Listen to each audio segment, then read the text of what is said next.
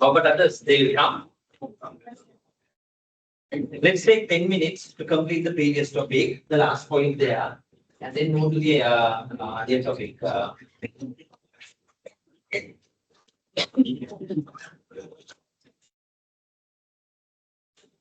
Good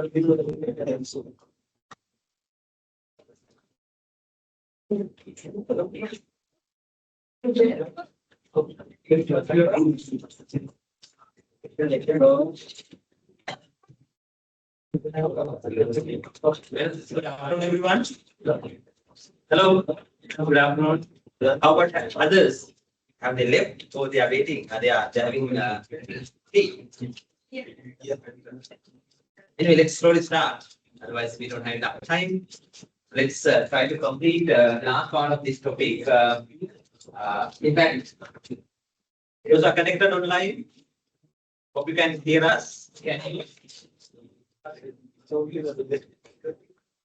There are 11 participants. No response.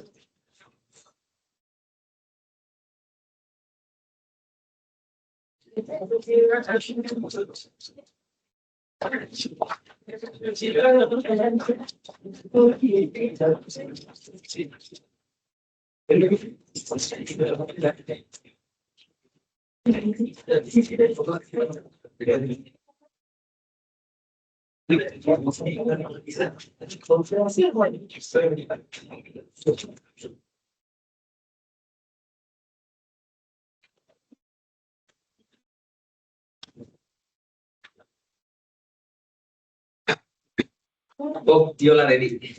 Let's complete this last part of the quality management topic. And that is about cost of quality. Cost of quality. I might take only 10 minutes. Give a message to others as well that we have started doing the lecture as quickly as possible.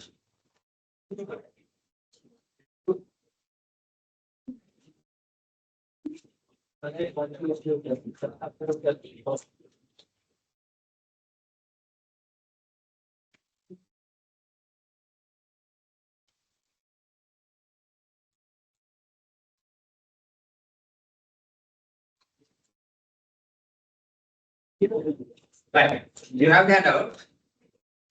Hello? Hello? අගට දින්නේ වැඩ ලෑස්තිද?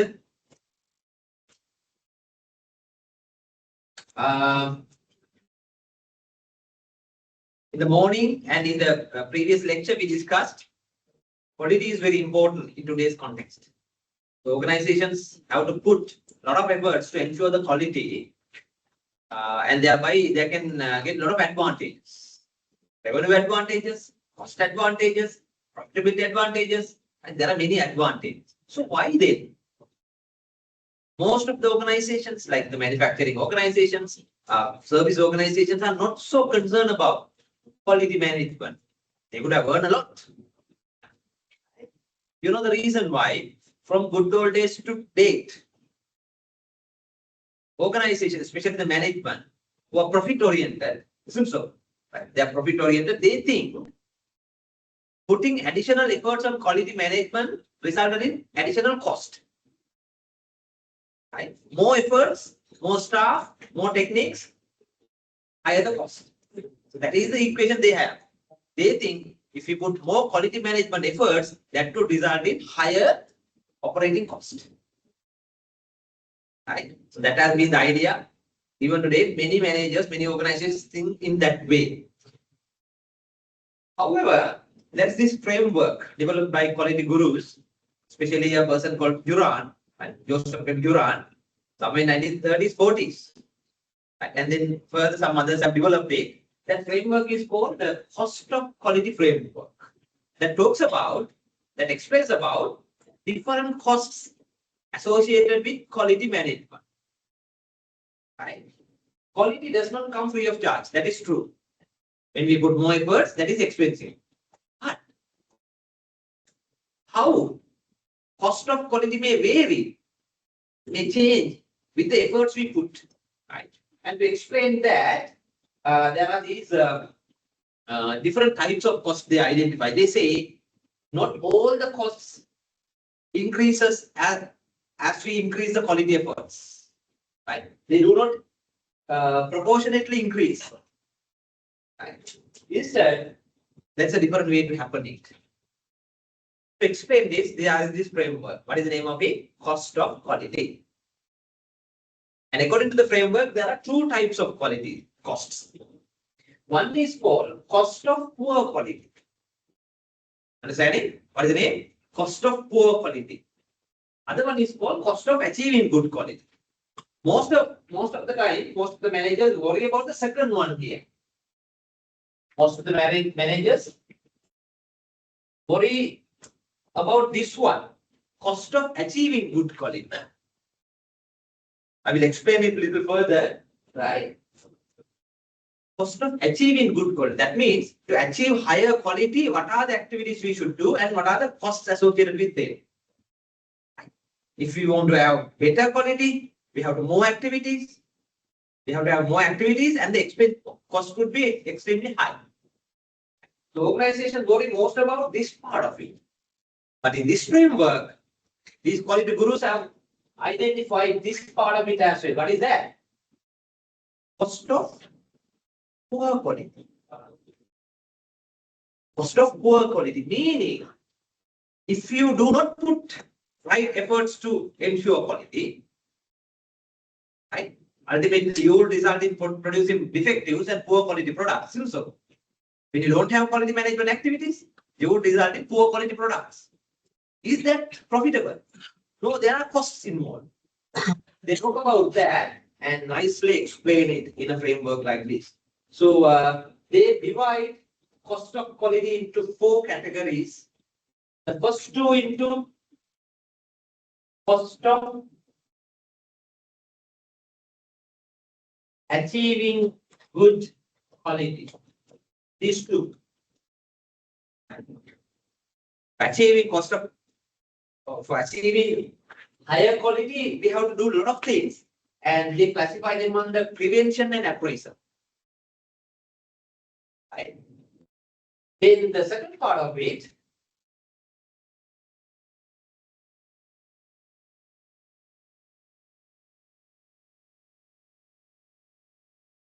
this part. Right. Cost of poor quality.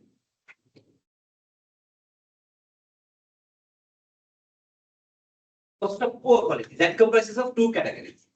One is called internal failure cost, and the other one is called external failure cost. So, you know how cost behaves, right? In economics, you have studied, but according to this one, quality related costs behave in 2 different manners. So that is what they explain here in this framework in slide number 42. And the total quality cost comprises of 2 things. One is cost of achieving good quality. Cost of achieving good quality. That is shown here in the blue line. That is proportionate. Okay. This is amount of quality efforts an organization put. When the quality efforts are low or minimum, cost of achieving good quality is low. Prevention cost and appraisal costs are low. I will give you more examples later, but this is the framework. As you improve the quality efforts further and further and further, this cost curve proportionately increases. You put more efforts, higher the cost curve. However, that's the other type of quality cost that is called cost of poor quality, right? Cost of poor quality that comprises of 2 things, internal failure and external failure. As you improve the quality efforts further and further and further, when you move in this direction, what happens to the red line here? That decreases proportionately. not necessarily, but I mean, not proportionately, but in a not non-linear manner. Especially in the initial part of it, by improving the quality to some extent, you can drastically reduce the cost of poor quality. Cost of poor quality. Thank you.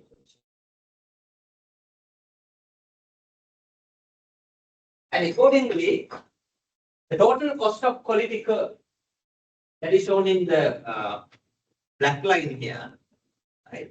So that behaves in a way like this. When the organization puts some amount of quality efforts, it reduces to a certain level, and when you put further and further efforts, it increases. That's a nice explanation. And according to this model, organization should identify what is the optimal level of quality efforts that reduces the total quality cost.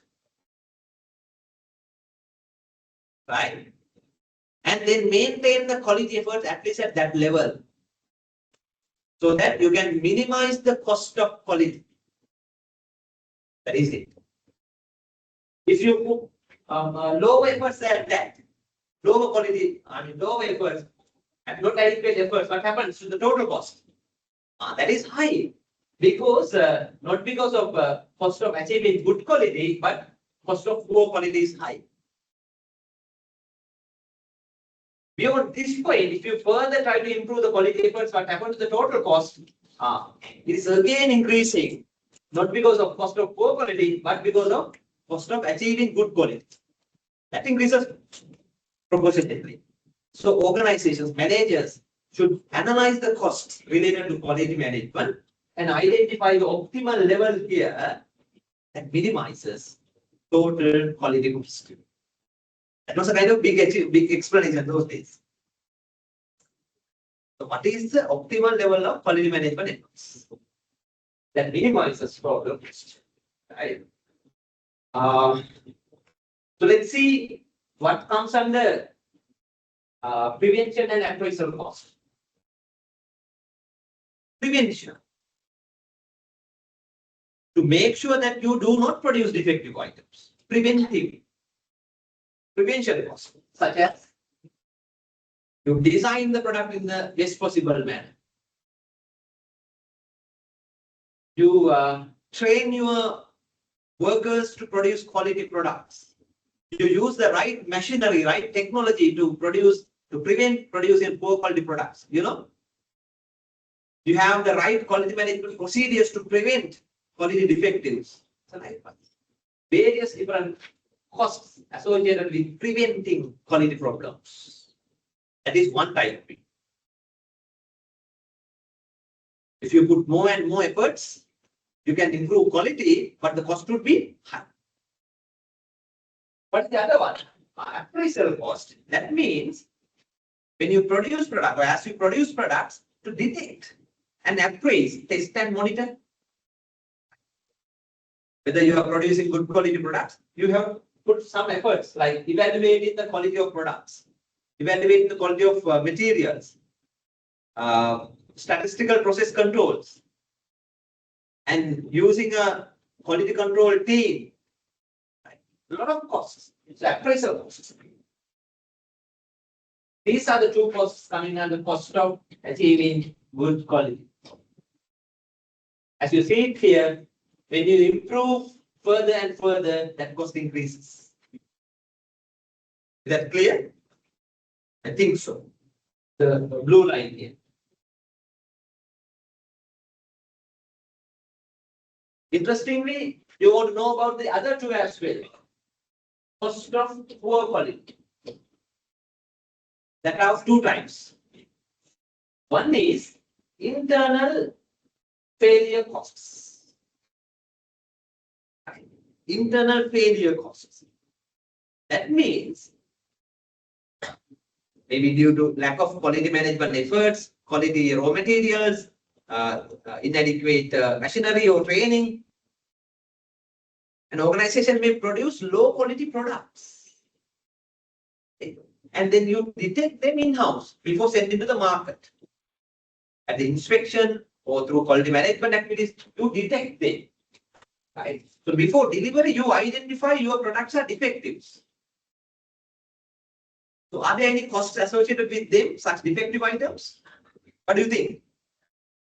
Yes, such we call internal failure costs.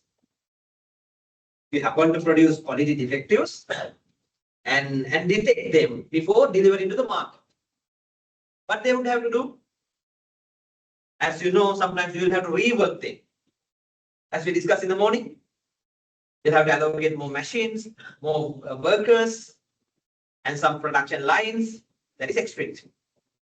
Not only that, if you happen to produce defectives, sometimes you will have to throw them away without remaking or reworking.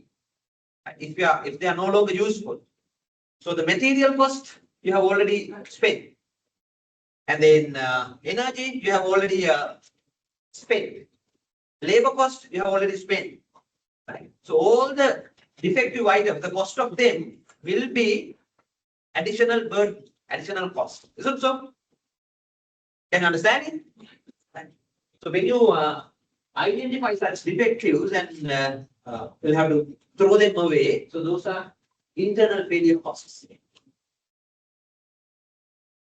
Right. So there are such costs as well. What is the fourth one? We call it external failure. What are those? They are the ones. Now, assume due to poor quality management efforts, an organization happens to produce defectives, poor quality products. Without noticing, you haven't recognized, detected them, you have sent them to the market. Right. Now, defective items, quality problem items are available in the market for customers to buy. What happens when they buy? Would they be happy about them? Are they happy? No. What usually customers do when they happen to purchase defective? They return. Right? They claim for warranty. They claim for one-to-one replacement. Those are expensive. Isn't so? They have to replace. One-to-one. Warranty claims.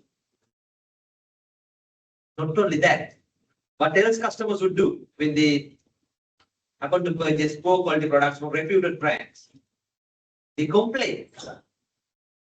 Right? Sometimes they file cases against the company. The company is liable. And they will have to compensate for any damages. Can you understand that? That we have to consider, that many businesses do not consider. Such we call external failure defects discovered after delivery to the market. So what happens to them? With some quality efforts, you will be able to drastically reduce it.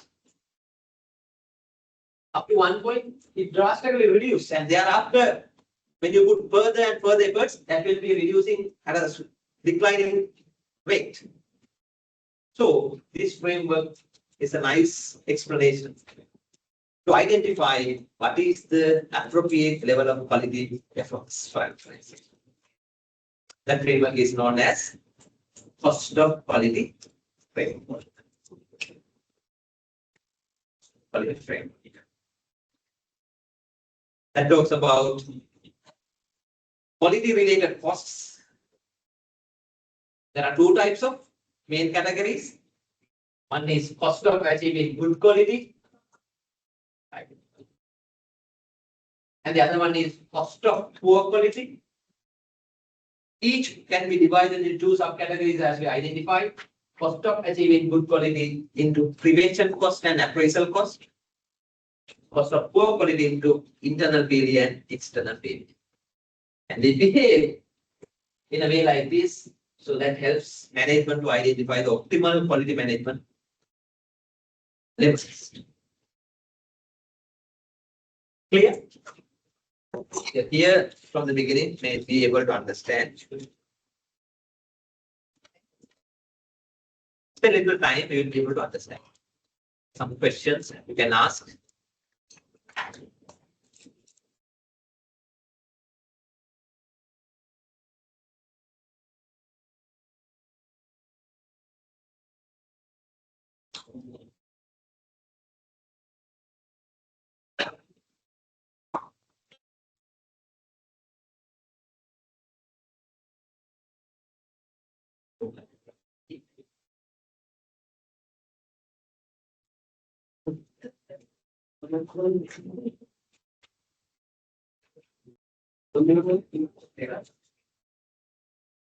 I'm sorry, we had to start since we were late. Right.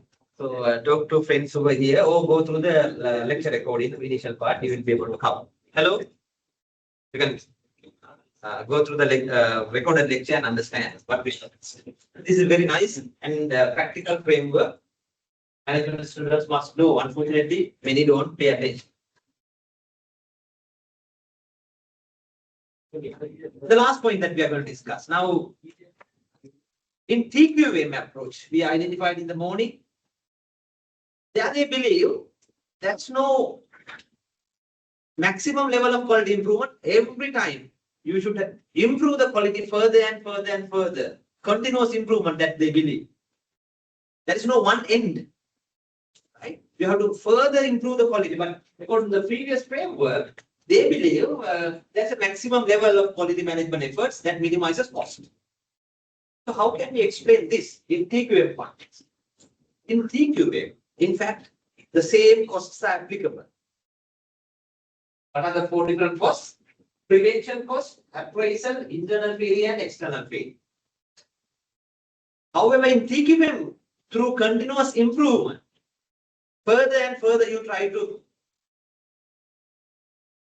design better quality systems, quality procedures, and accordingly what happens is, though there are all four quality costs, the composition of that would be different.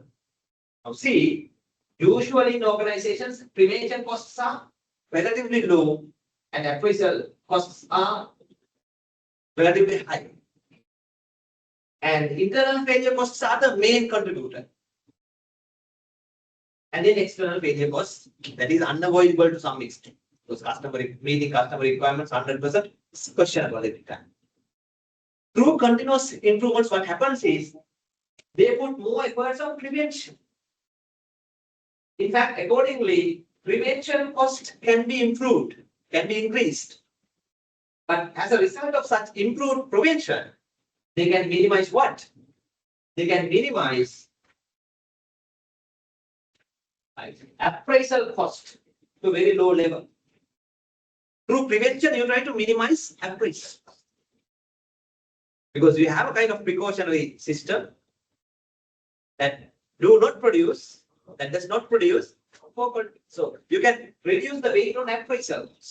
More than anything else, what they can do is they can reduce internal failure costs to a great extent through continuous improvement. Internal failure costs, producing defectives.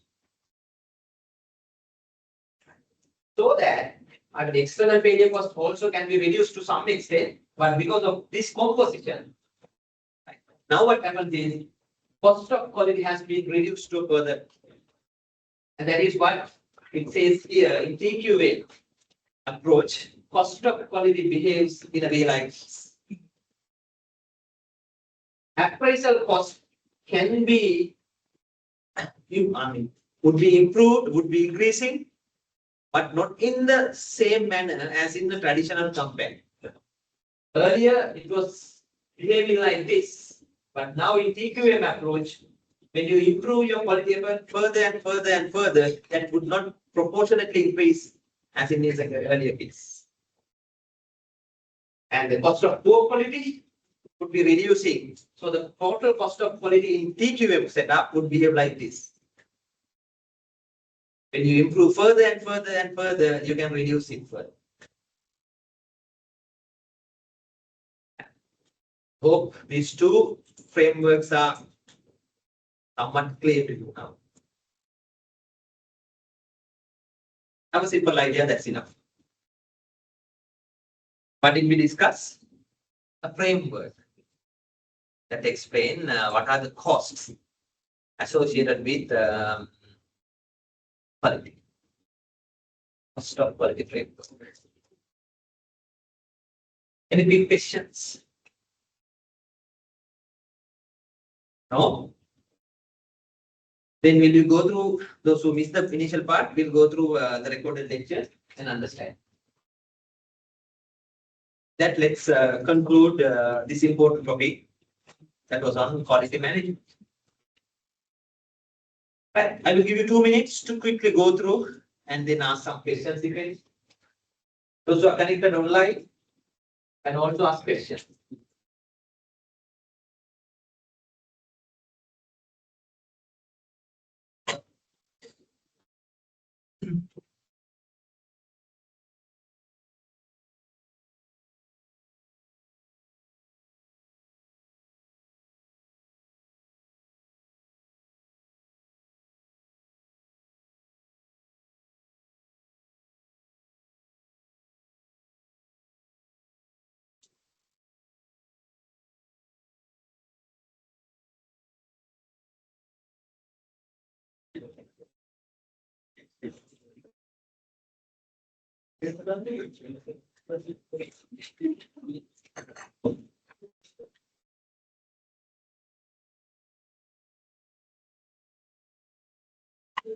Any questions about this one or the assignment that you started doing today?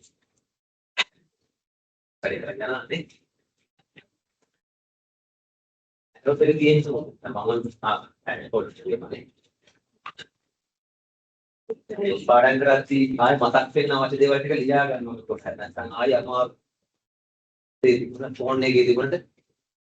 Hello, sir. Yes. Previous assignment, sir. What is the deadline, sir? Which one? Previous assignment in the sense morning mark? Total quality management.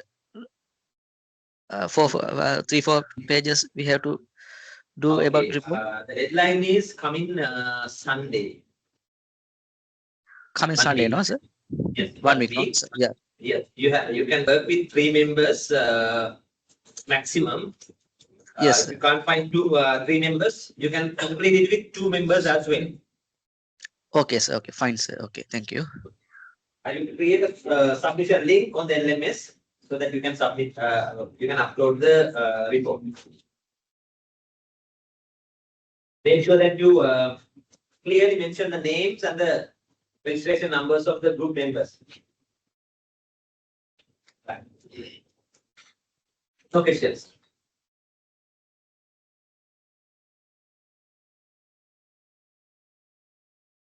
What do you think now about our subject operations management? Is that totally new to you? එකක් අලුත් නේද? නෑ එහෙම නෑ. එකක් විතර අලුත්. Especially applied accounting students. The area, the content, somewhat new, but as management students, these are different things that you should know. Not to become operations managers one day, but to perform as accountants, finance managers, other managers, you should know operations management decisions to a great extent. Right. The next topic we are going to cover would be even useful and practical for any type of operation or any type of management degree holder. This is very much linked to our subject, operations management, but this is a different subject itself. ඒක වෙනම එකක් අතර. So what is the area? We call it supply chain management. We try to understand the link between operations and supply chain management, and then identify how supply chain activities should be organized in a way that operations management activities can be smoothly performed. The importance of these two. Supply chain management. I think this is not new to you all. So let's see what is new there. In our topic, we try to achieve these learning outcomes.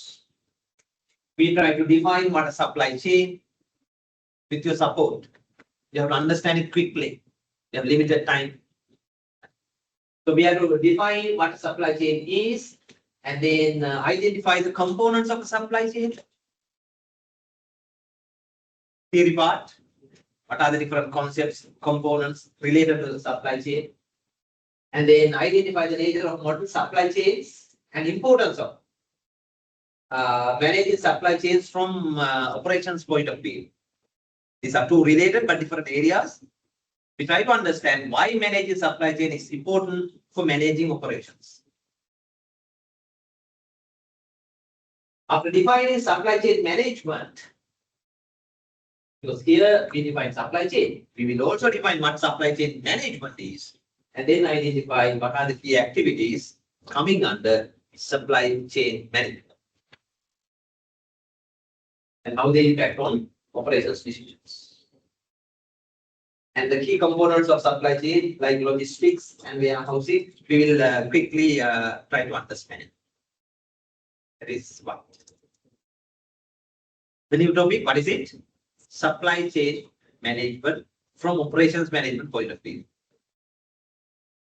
This is not anything that you know.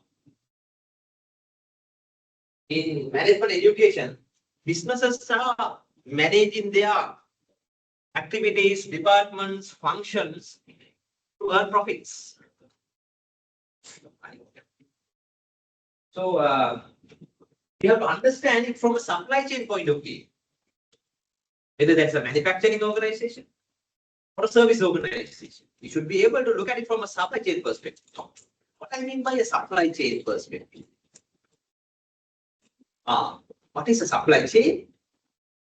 Well, with respect to any product we see in the market that we consume as customers, or any other product that that is used in production in other activities, other businesses, whatever the products or services in the market, they have not come from only one organization.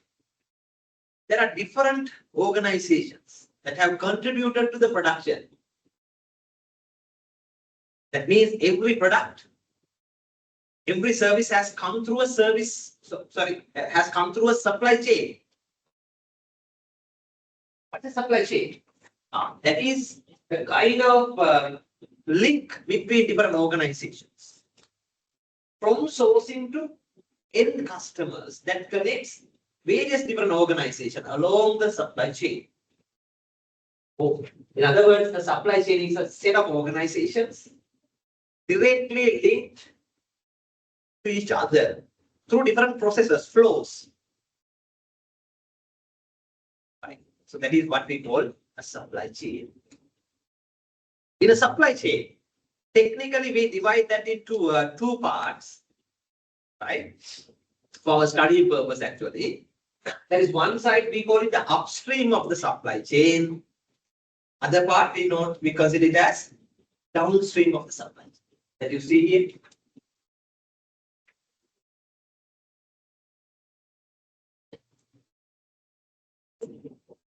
Probably, if we consider manufacturer as the middle point, the main manufacturer of the product, main assembler of the product as the middle point or focal organization, from that to the supply side, component suppliers, material suppliers, ingredient suppliers, everything together up to this point, right? We call it the upstream of the supply chain.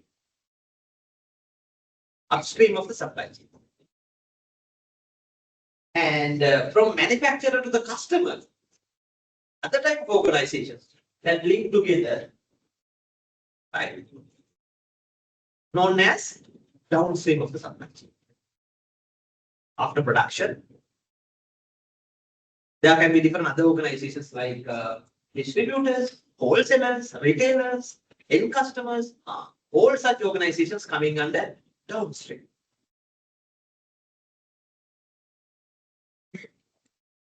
Right. So supply chain can be divided into two: upstream and downstream.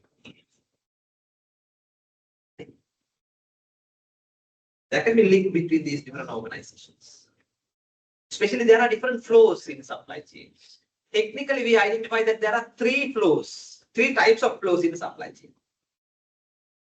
Three types of flows introduced here: product flow,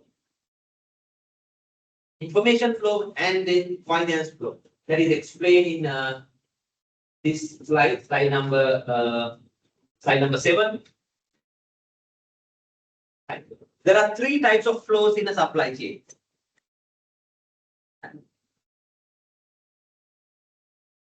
One, that is product flow, physical flow we call it.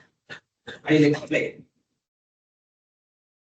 Especially in manufacturing, it's a physical flow or product flow. In service industries, we call it a service flow. How the products are created and delivered physically. It involves movement of products from sources, from suppliers to the manufacturers to the customer. How products physically move. That flow is known as product flow, physical flow.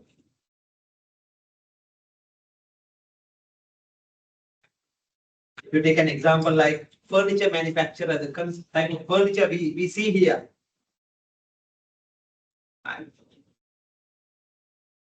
So how from initial components to finished product to the final product here that we have here, right, have come through. That is the physical flow. So in supply chain, physical flow should be managed. But in addition to that, there are other types of flows as well, especially the second one, we call it information flow along supply chain. Information. Information. Different types of information between these organizations. From suppliers to manufacturers to the market. What type of information being shared, being circulated in the supply chain? There are different types of supply chains, right? But basically, market-related information. Say for an example,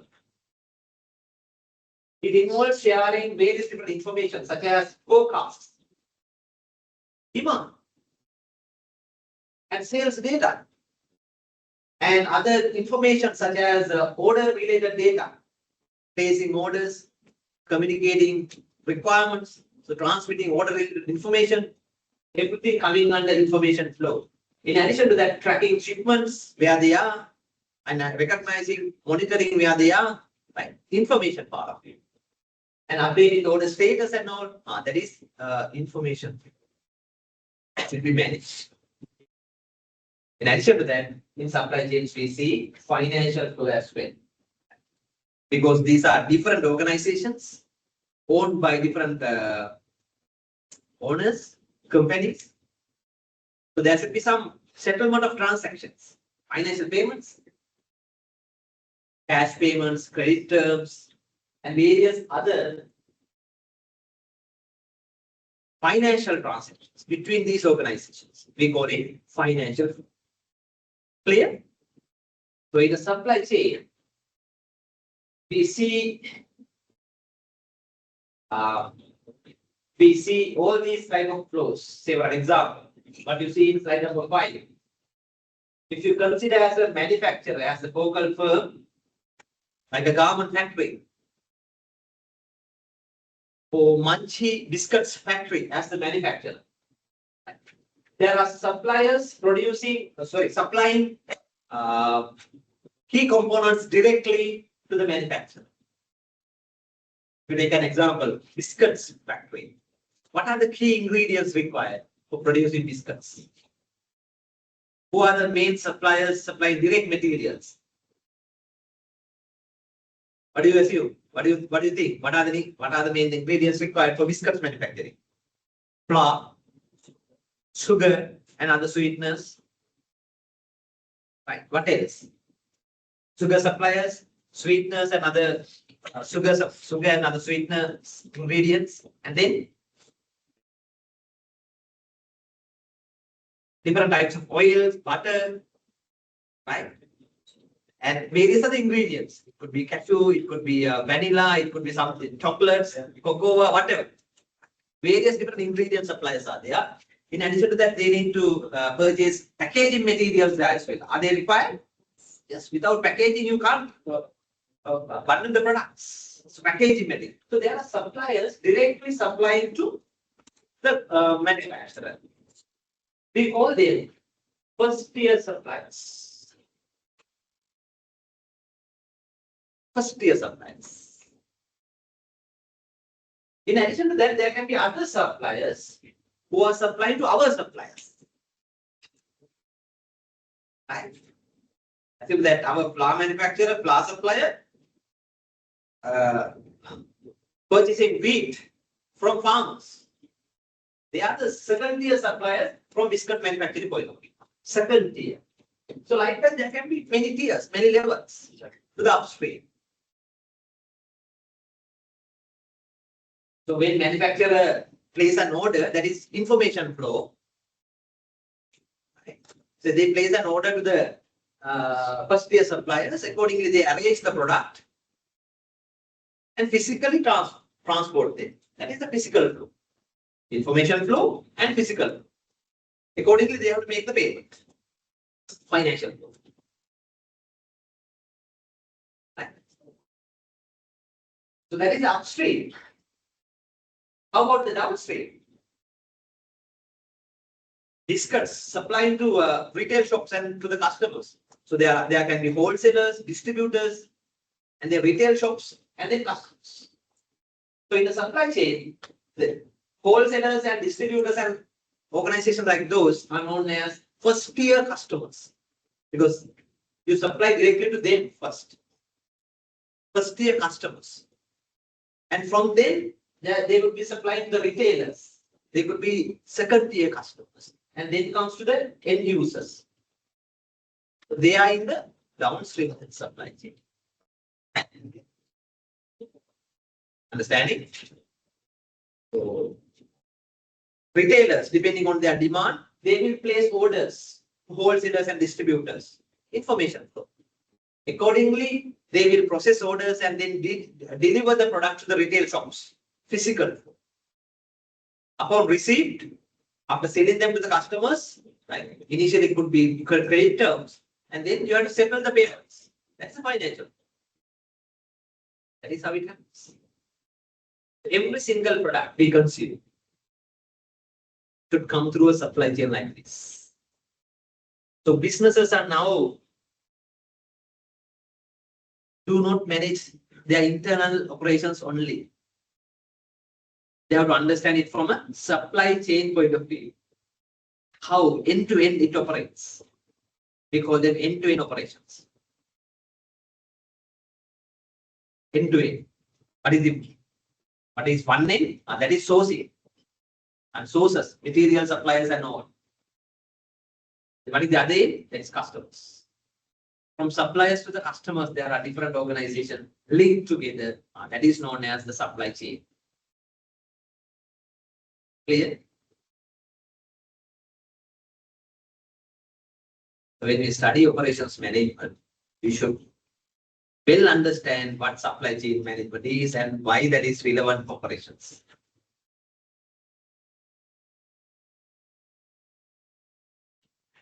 I have included this slide number 6, that shows you how these supply chain activities can happen in a traditional industry.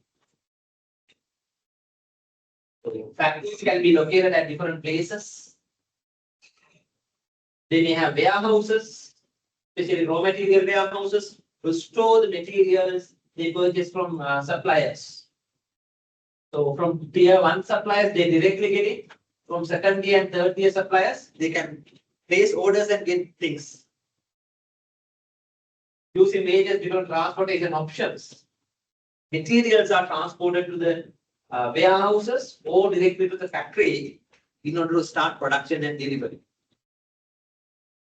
When the products are ready, they will be stored in warehouses, finished goods warehouses, or directly supplied to the distribution centers, and thereby to the retailers so that customers can purchase items from the retailers.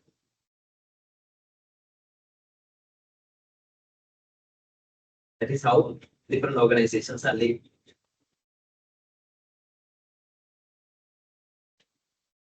Better or higher the efficiency between these organizations, better the performance.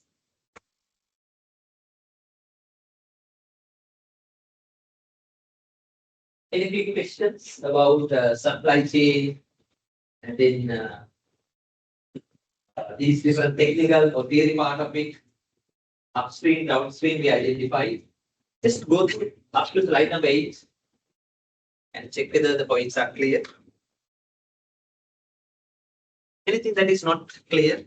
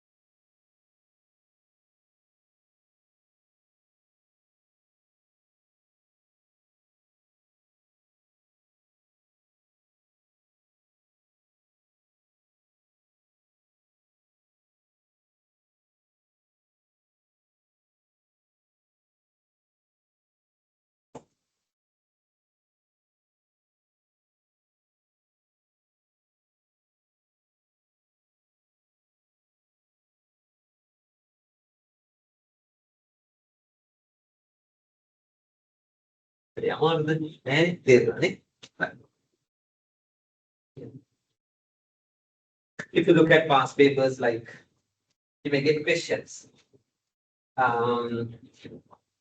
Describe the main flows, main three types of flows in a supply chain.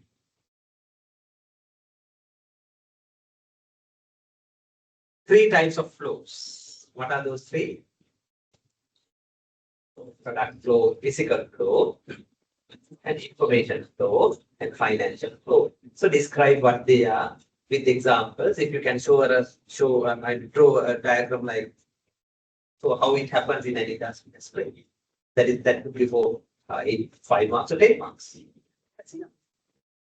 Or else you will be asked to describe what is upstream of a supply chain and what's downstream with suitable examples, selecting some industry examples. So what is an upstream? What is the upstream part of it? The downstream. Or you will be asked to illustrate an industry from a supply chain point of view. So how it happens? What are the different organizations? Hope you can do that. We did not talk about the supply chain management yet, that we are going to do now. We just identify what a supply chain is. One simple question. Now, often we discuss supply chains for manufacturing industries. In other words, we can easily identify supply chains in manufacturing industries, like biscuits factories, biscuits, or tire factories, or garment factories, right? Are supply chains relevant for service industries? Service industries, like banking, like healthcare, like airline services, or probably an industry like retailing, supermarkets and more, retail shops and more. Are supply chains relevant for service industry? What do you think? Yes, they are relevant. They are known as service supply chains. They are also very important. Up until very recent, just ignore the supply chain, the relevance of our supply chain for services. But service industries also supply chains are very important. Hope you can understand. So managing the overall supply chain related activities is important for the organization's success. And that is what I mentioned here in slide number 4. Slide number 4 here. When you see these two separately, operations and supply chains. Operations versus supply chains. Now this is 11th session. So far we have been talking about what? Operations. Right. So operations, that includes the internal value creation activities. Internally, how products are manufactured. Different decisions we make within an organization to produce products. And that part of it is known as operations. But supply chains or supply networks we call that is not only within an organization. There are other external organizations also contribute to the product manufacture. Right. So setting an operation in the context of all other operations, other businesses, and their operations with which it interacts. Some of them could be suppliers' operations, and some of others would be customers' operations. Upstream and downstream. The supply chain is much more bigger than just operations. In a supply chain, what happens is operations of different organizations connect together. Can you see that? That is it. Operations of each organization connects together from end to end. What is the importance of this? Why supply chain is important in today's context? Almost all the leading industries now in the world leading organizations, they do not compete alone as an organization. They compete as supply chains.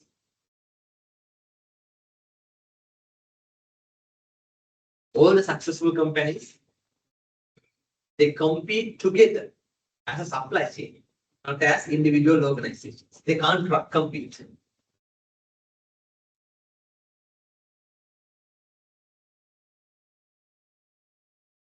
The leading industry we have, export-oriented industry we have in Sri Lanka, apparels. So MAS is one leading company. Right? Can they compete in the global market? They don't get the support from the supply chain.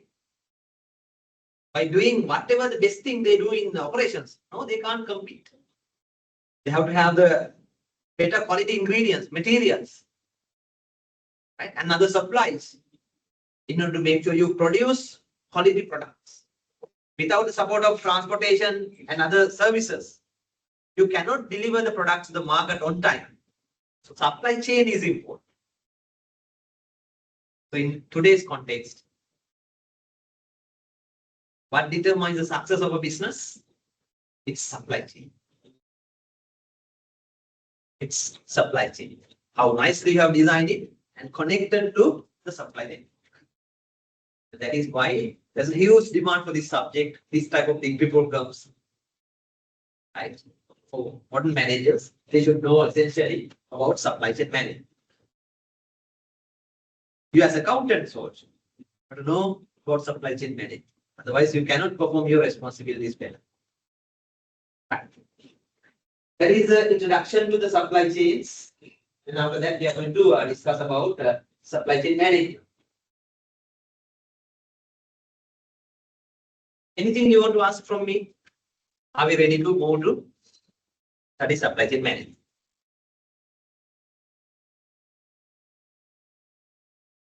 No questions?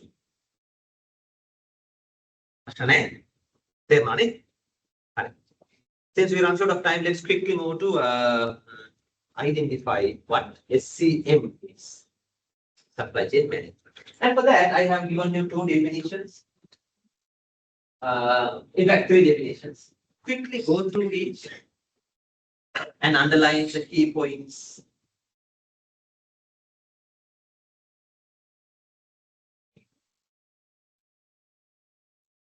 What we mean by supply chain management nowadays?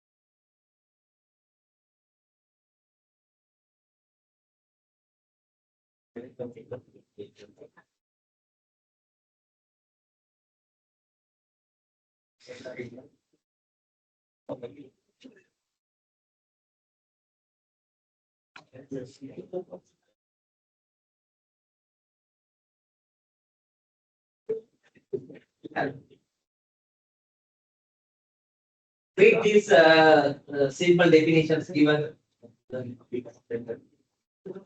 What is supply chain management? The Institute for Supply Management, they define supply chain management as the design and management of seamless value-added processes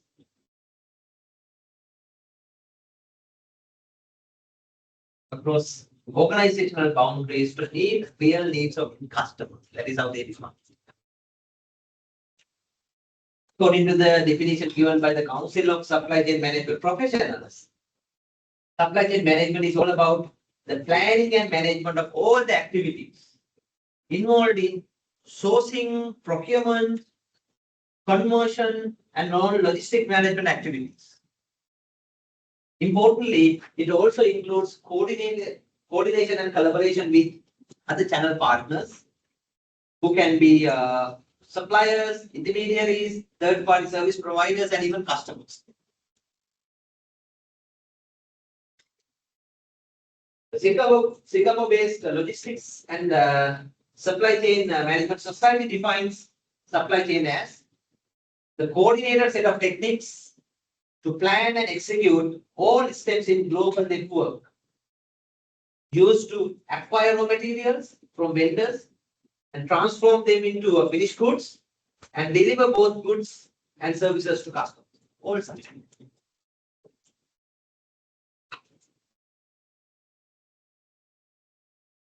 So according to these definitions, read them and tell me the key points that you think very important. In these definitions, what are the key points?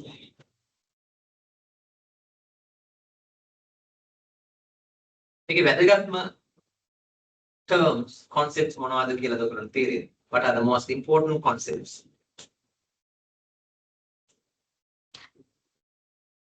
Supply chain management for us.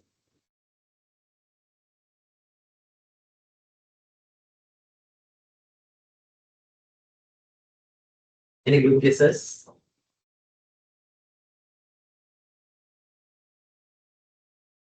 In modern supply chain management, what are the most important concerns? Let me show you two key points. First definition. There is one. Supply chains, when they are managed properly, should be able to meet the real needs of end customers. That is one key point. Supply chain management is all about managing the requirements of end customers. And for that, can one organization fulfill everything? No. Instead, there have to be seamless, value-added processes. Within an organization? No, but across organizational boundaries. What does that mean? Across organizational boundaries. Between different organizations. By connecting different operations, by connecting different processes. Across organizational boundaries, how can we meet end customers' requirements better? Is the concern. And for that, in the second definition, you identify various different activities in supply chains. Special or the main activities are mentioned in the second definition. There's an activity called sourcing. Sourcing, finding the correct appropriate suppliers and sourcing. And accordingly, purchasing from procurement. These are the two most important activities in supply chain. Sourcing and procurement. Finding suppliers and purchasing. Efficiently. And thereby you have the right products, right ingredients to manufacture. Then comes conversion. What is conversion? That is operations. Converting ingredients, materials into finished products. Conversion. Operations. And then finished products should be transported to the market efficiently. All logistics activities. Logistics management, transportation, warehousing, and various other. So there can be many parties involved, suppliers, intermediaries, third-party service providers, and customers. There should be a better coordination and collaboration. That is it.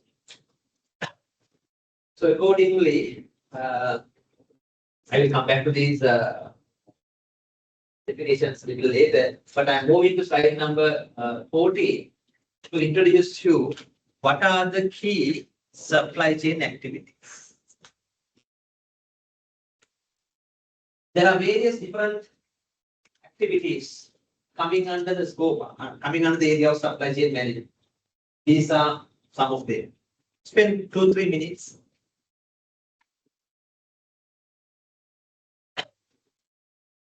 activities like sourcing, supplier selection, developing supplier relationships and managing them. Purchasing is the most critical activity there. Purchasing. That is also known as procurement. And then inbound logistics. Materials and all should be transported. Inbound logistics. Another supply management. Altogether, these activities are known as supply management activities. That is one part of supply chain management. Simple idea? It's enough. In addition to that, there are other areas like now connecting the market to the operations to the supply. That happens through demand forecasting, replenishment planning, demand management, capacity planning and capacity management, appropriately making make or buy decisions, and various other systems, solutions provided to connect the market to the operations to the supply. Techniques like MRP, materials requirements planning, ERP, enterprise resource planning. They're important. And then, of course, other additional activities like quality management, inventory management, lean systems, and other operations management activities are also parts of modern supply chains. Then, of course, logistics management, transportation management, fleet management, vehicles used in transportation. And more importantly, this part of it, coordinating the relationships between different supply chain partners, coordinating. And proper coordination connects different organizations. And for that, information sharing between supply chain partners are very important. And for that, there's these latest approaches, we call them supply chain integration, supply chain collaboration. So those are the broad areas of supply chain management. I don't expect everyone to understand everything, but at least few of you can understand something. This is the right time to ask some questions. Some terms are not clear, certain activities are not clear. Just feel free to ask questions.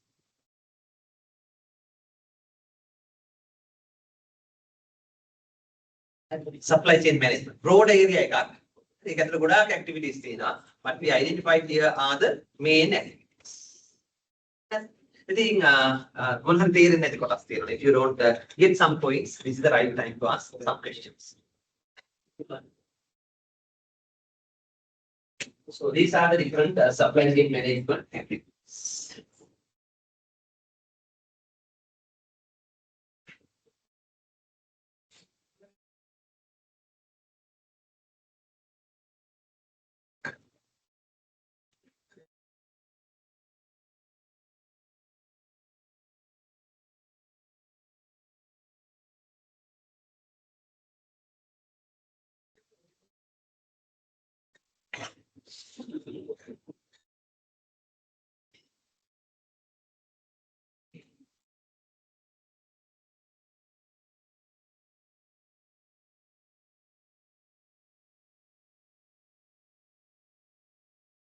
If you need any further details, any information, feel free to ask.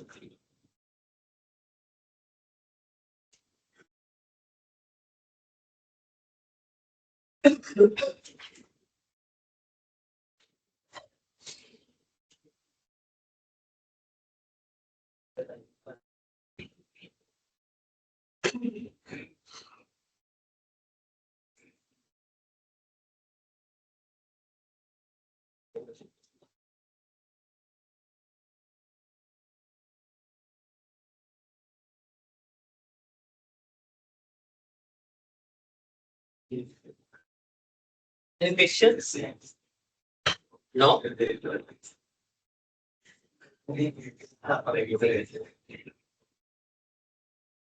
Then, I mean, if you will be able to answer a question like identify different supply chain related activities and describe them briefly. You can mention some of them and explain. Especially, you need to include all the key activities. All the key activities for a question like this. But for a question like this, we are going to do a small activity. So if these are the activities coming under supply chain management, what are the key trends? What are the latest concepts, practices in supply chain? Then we quickly do a Google search or any other data, exploration, and just identify at least two latest supply chain trends, supply chain practices. At least two. Let's quickly do that. What are the latest supply chain trends we see across the globe or across industries? Latest supply chain practices. Try to identify quickly at least two or three. You don't have more. You won't be able to read everything and understand, but at least two main supply chain trends, supply chain practices, supply chain developments. Will be given 5-7 minutes, 5-10 minutes.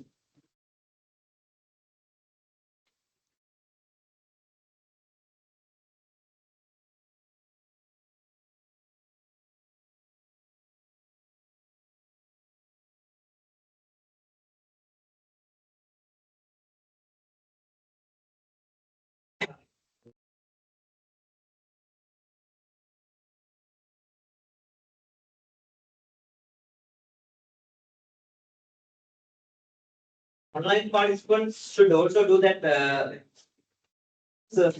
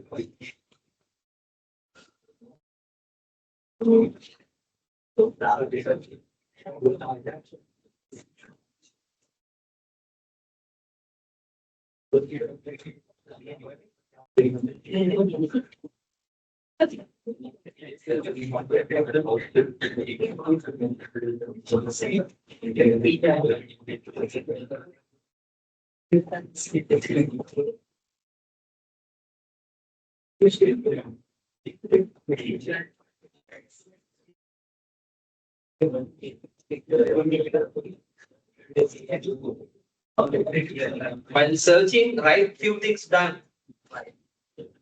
Wait kala විතරක් ඉන්න එපා. Points දෙක තුනක් ලියා ගන්න. And when we discuss, you can complete the list. Do this now. You don't do this at home. Try to spend these few minutes and identify the recent trends in supply chain management.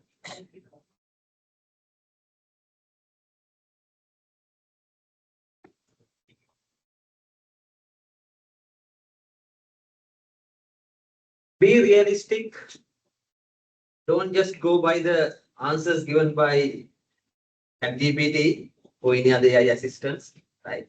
So all the latest concepts in Western part of the world may not be equally relevant here. It's the key trends.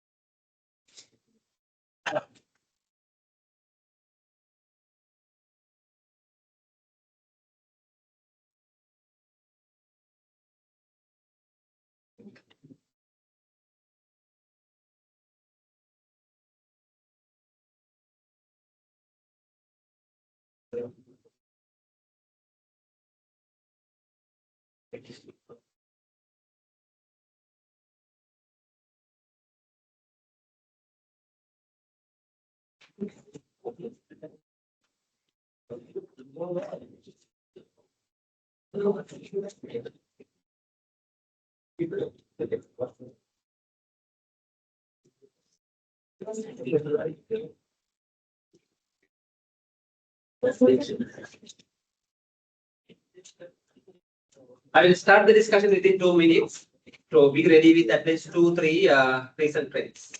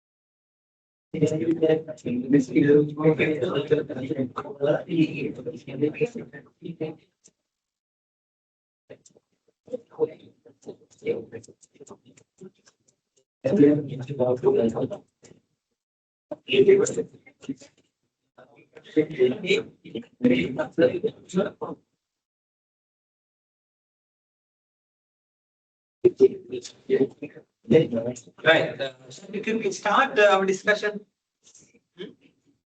so that we can complete the list. What are the recent trends in supply chain management that management students must know? What are relevant for operations management?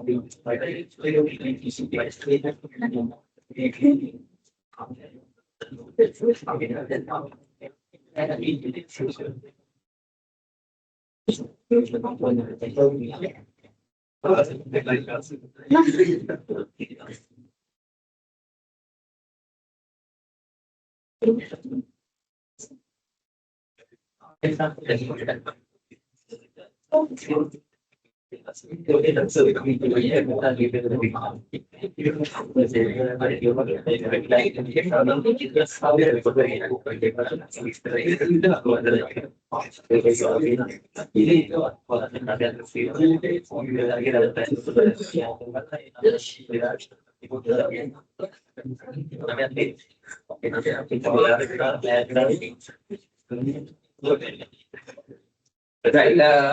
From where we can start? From online participants, let's give them the best opportunity. What have you found out? What are the latest trends as per your search? There are 21 participants here. Just unmute yourself. At least few.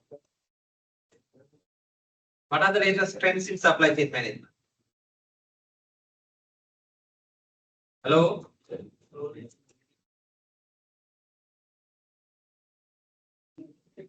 Oh, hello, sir. In the Yes, modern please go ahead. world, AI-driven supply chain management, we can see artificial intelligence. Apartment that uh, uh, global global trend supply chain management, we can see.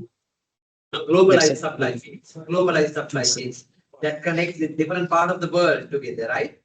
yes, So sir. different countries, manufacturers or component suppliers operating from different countries come together and supply to the global demand. So globalized supply chains is one key trend. Yes, true. Thank you very much. Globalization of supply chains. Globalized supply chains. One key point. Thank you. What else?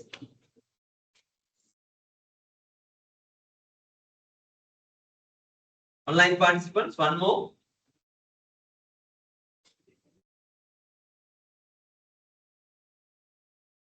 There are other 20 participants. Sir, end-to-end visibility and controls. Okay, in supply chains, the visibility, right? Information sharing and visibility in supply chains has become important. Visible supply chains, right? So especially information sharing and all, right? And the visibility, the supply chain has become important, right? So from one end to the other, all such information from where you get the products, what ingredients you use, and where the products are, and everything, right? So the visibility in the supply chain has become critical now.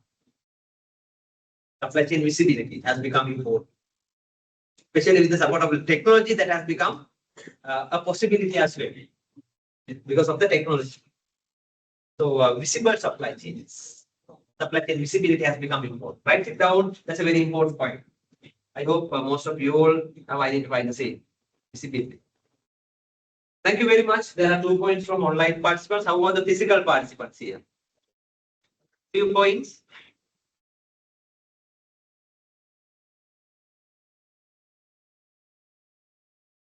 That's a common technology. I mean, technology in general, right?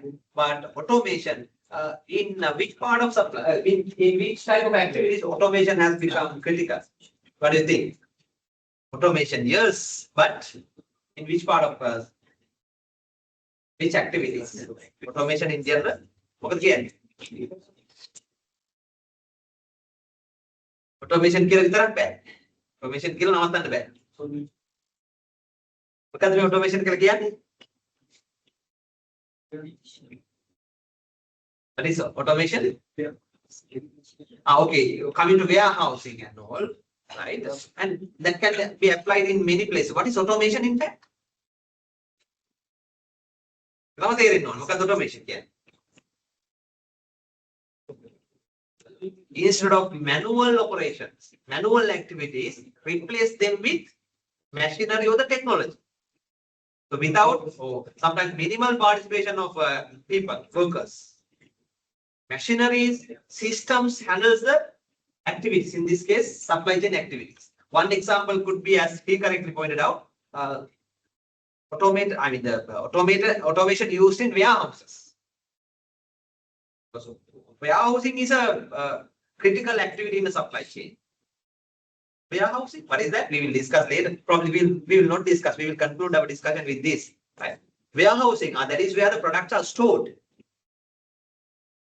Right? It could be raw materials warehouses, or it could be finished goods warehouses. The space should be well utilized. Product should be unloaded and stored until they are required. When they are required, they should be retrieved and used. Right? And for that, using automation. That has become critical. That's very important. Right? Automated operations in warehouses.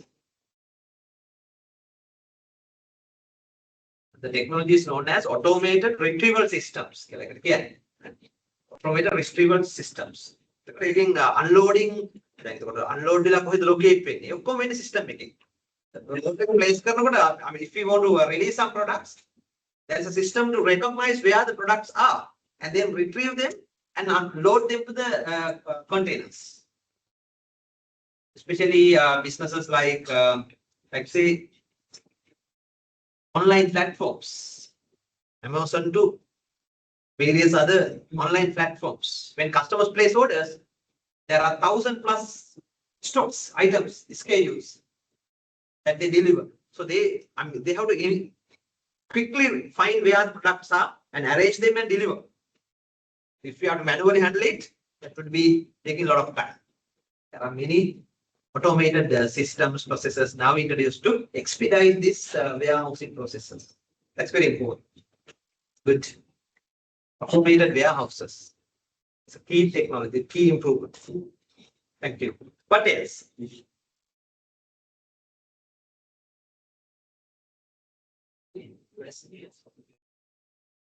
Okay, you have come across a term or a practice called supply chain resilience. Resiliency. Yes.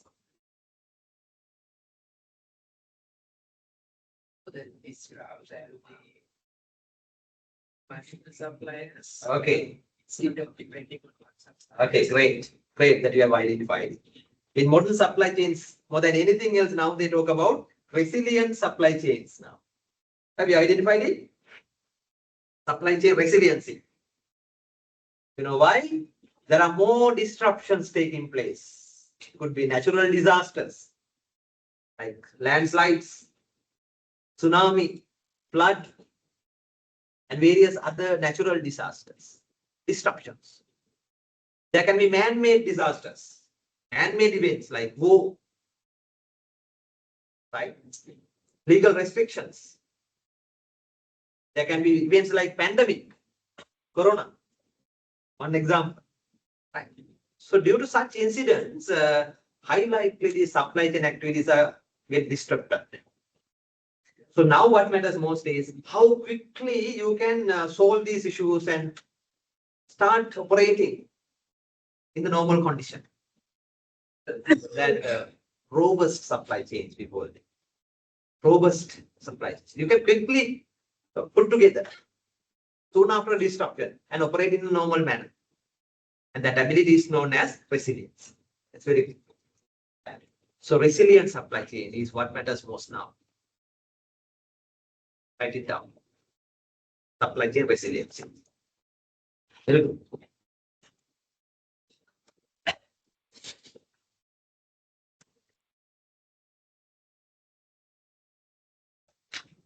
He added a few more points. How industries introduce resiliency, there can be different ways and means, techniques. One example, one method would be using suppliers from different countries. Not depending on one supplier or few suppliers from the same region, same country. They use multiple suppliers. Thereby, they don't depend on one country or one part or one region.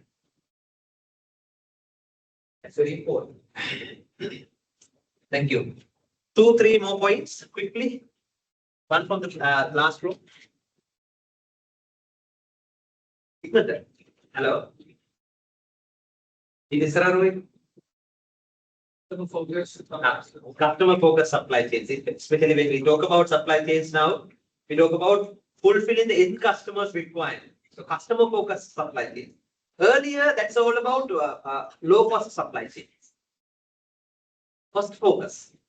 But now, in addition to cost focus, they talk about customer focus. Fulfilling customer requirements. Customer focused supply chains, it's a key trend. අවුරුදු බණින්නේ ලියාගත්තා කියලා. ලියාගත්තා කියලා බණින්නේ නැහැ. It's up to you. Customer focused supply chains. Earlier, cost focused only. More efficient supply chains. Because then lean supply chains. The making of customer focused. Quality focused. Customer focused. But the quality කියලා කියන්නේ වෙන මොකුත් නෙවෙයි. Quality, ability to fulfill customer requirements. Great. That point. Inventory optimization. Inventory optimization is another key development in supply chain. Inventory optimization. There are different techniques they use for that, right? Inventory optimization. Because as accountants or cost accounting, you have to study keeping inventory is a must, but when you keep inventories, higher the cost. So how to maximize how to optimize the inventories? That is by maintaining inventory at the lowest cost and fulfilling the customer requirement. Inventory optimization. Security focus, of course, yes. Security focus. Especially risk, managing the risk part of it and the security focus of it. So physical security of the products and that is physical flow, information and information security is very important in modern supply chains. And then financial transactions also, financial flow is also, but basically the physical security of the products and the information security of the supply chain. The blockchain information share, ERP systems are information transmission. ඒ වගේම ඔක්කොම යන්නේ ඒ line එකේ. So be aware, that's it.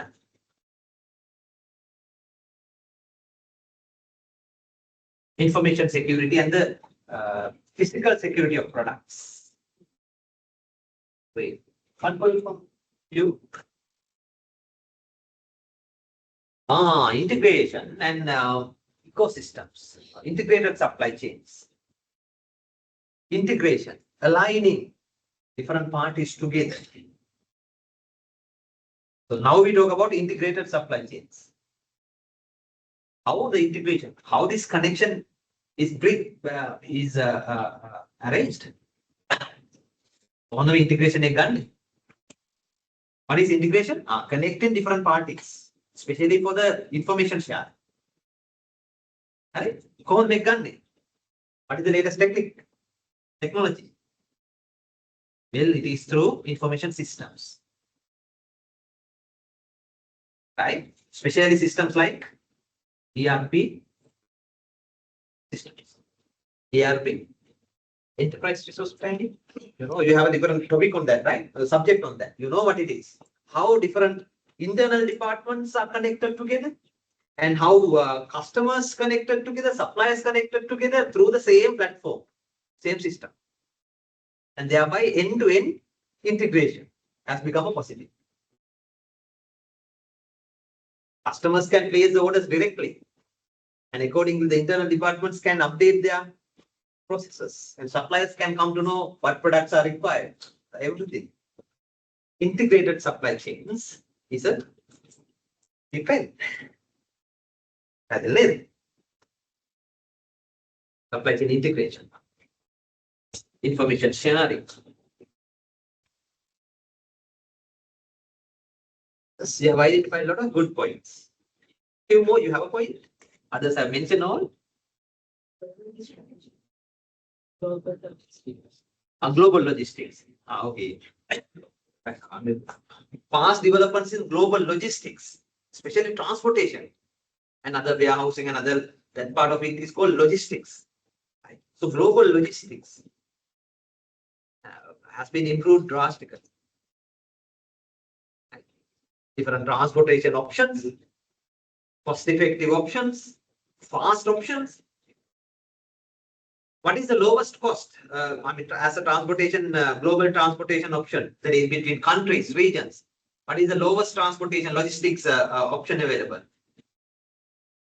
There are options like air cargo, shipping, marine transportation or road transportation, rail transportation, pipeline. Right? The very cost effective. Sea transportation or marine transportation, lowest cost. Then ship size already cost has become low. So that, and the tracking systems and everything with GPS and all the technologies are available. So that now global logistics systems have been improved drastically. Great. One from the last row. Yeah.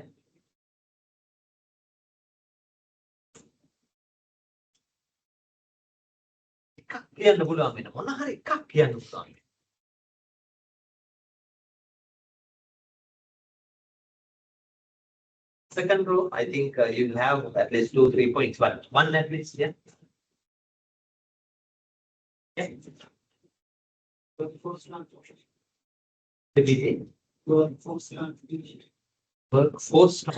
transformation.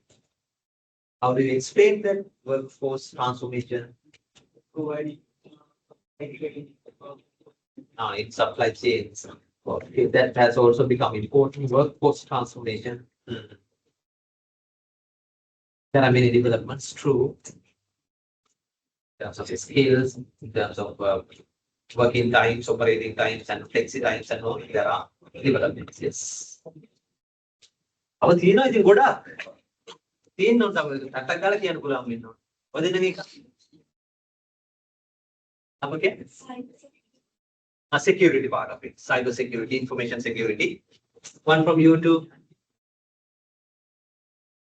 use of drones and all. Yes, especially for logistics and all, managing transportation and all, use of technologies like drones technology and all that are more cost effective and efficient. Great. How do you know? How developments here? Lean, okay. Lean supply chains. Lean, cost effective. Minimized waste. Lean. Okay. You have a point?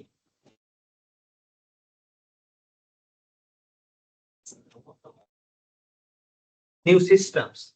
Information systems. New supply chain management systems. Okay. Yeah.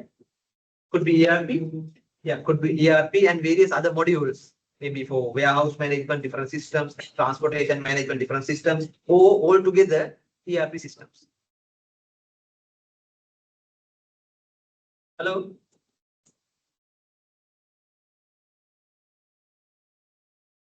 You have a point? That is one key concern. Sustainable supply chains. Sustainability, right? Minimizing environmental pollution, right? And then sustainable green supply chain that has become very important. Sustainable. Ethical and responsible supply chains. Ethical part of it.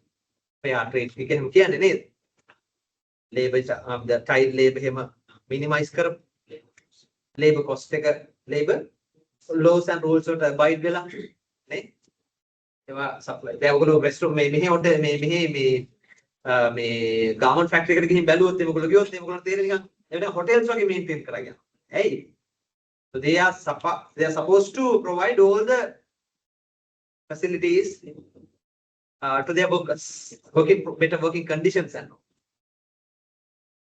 So that has become supply chain requirement. Otherwise, they don't get orders from their global clients. Great. Right. With that, we conclude this part of it. What did we discuss? We talked about supply chain management and the importance of it. Right.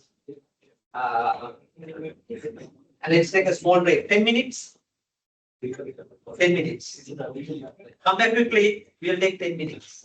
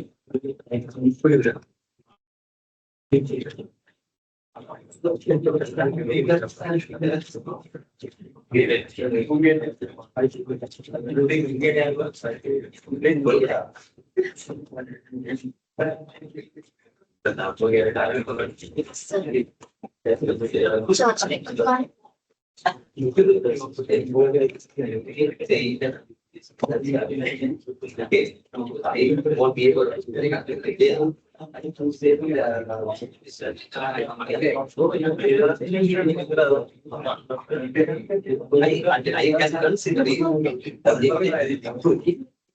person can't market the other person is saying that the bill is part of it.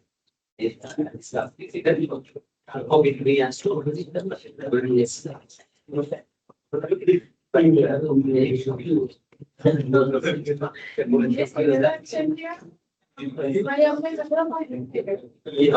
have this option. Yeah.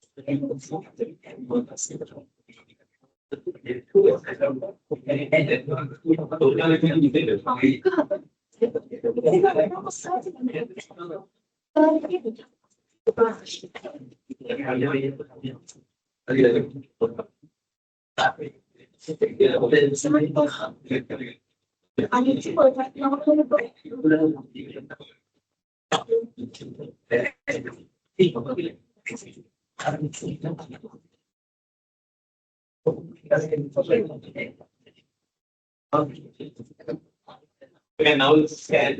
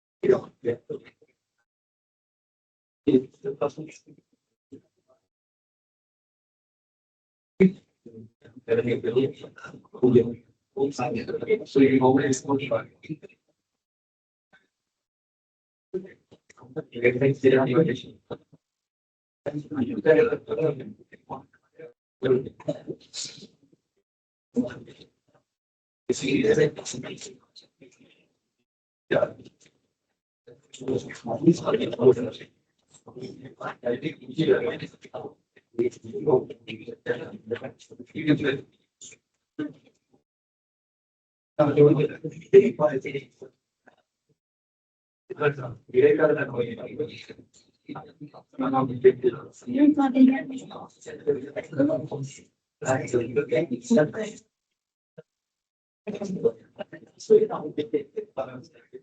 going to start. Hello, we are going to start.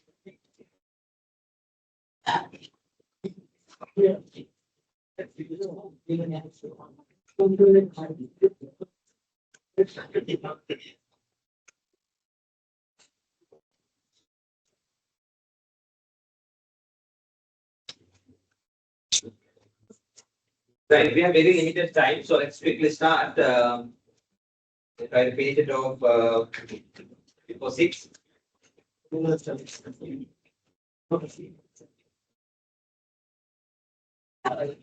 Right, supply chain management.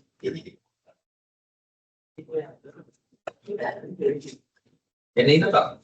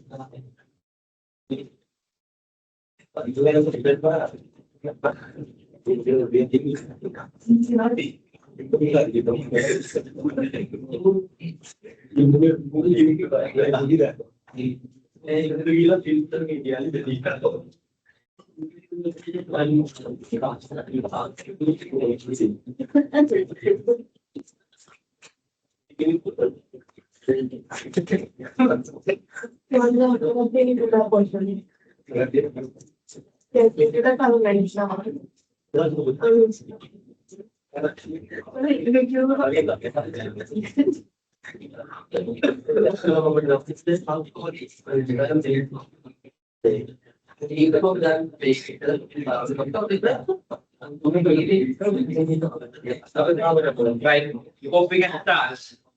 Shall we? Hello, shall we start? පටන් ගමුද? විනාඩි 10ක් කියලා පටන් ගත්තා මේ විනාඩි 10ක් යනවා 15ක් යනවා දැන් ඉස්සත් වෙනවා. Right.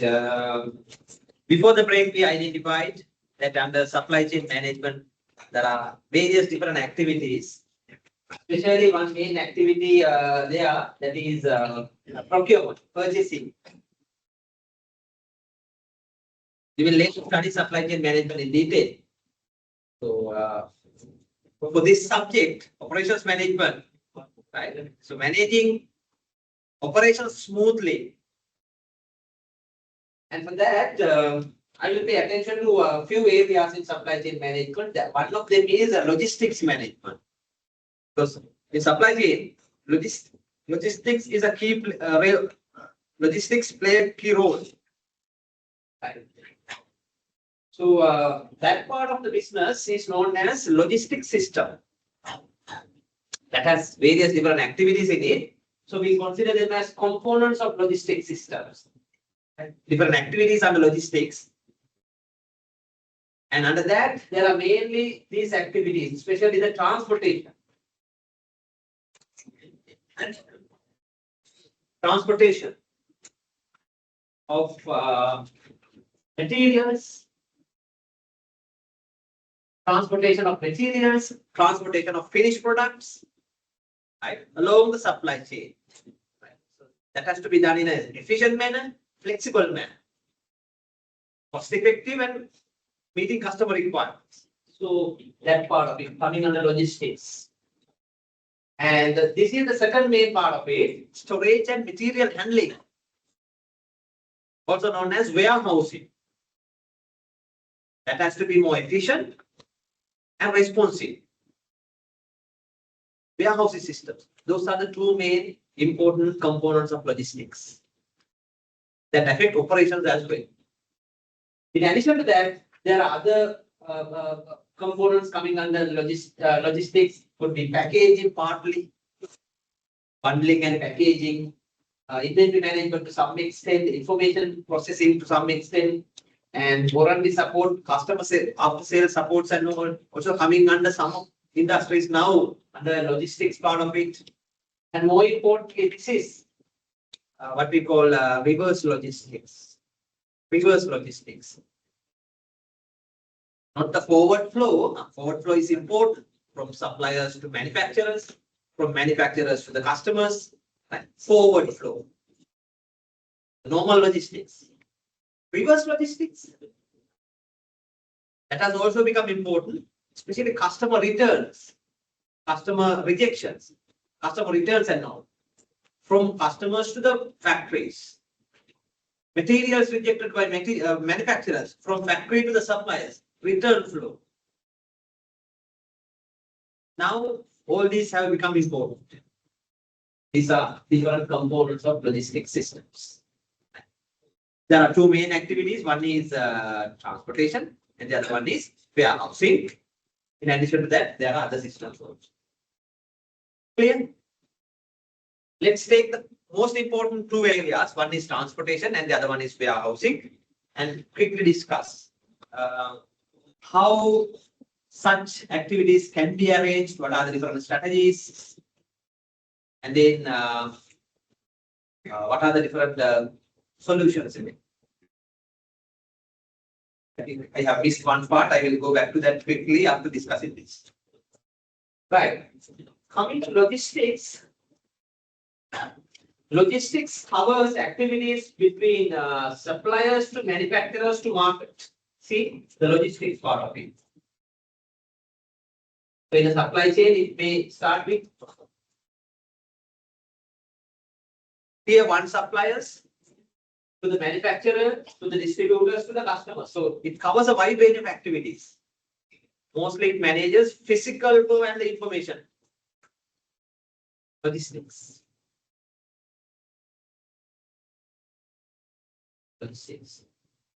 Supply chain covers end to end, but logistics refers to one main part of it, especially physical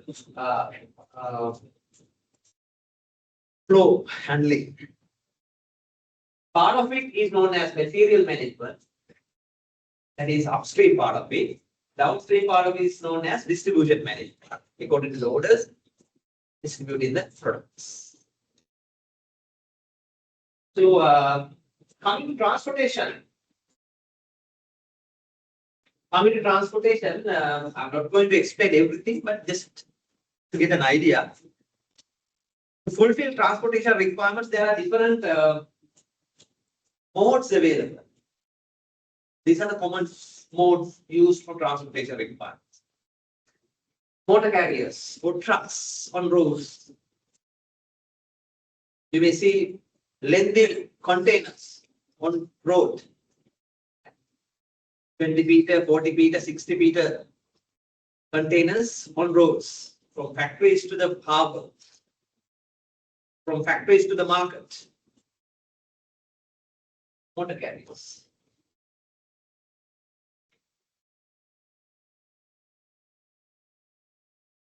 Then rail carriers are trains. In a country like Sri Lanka also, we use them for certain supply chains, but in other part of the world, big countries like China, India, Russia, US, Australia, they heavily depend on rail carriers, trains for transportation. That's more cost effective. Train carriers and others also. Air carriers, air cargo. Aircrafts, helicopters to air cargo, depending on the requirement. That is the fastest, isn't so? That is the fastest, but that is expensive.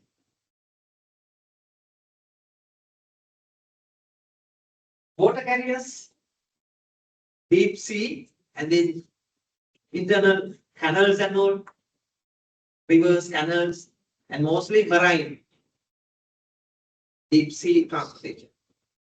That is the most cost-effective method for transportation option. In fact, the global supply chain that you mentioned earlier heavily depend on these water carriers. Pipeline carriers.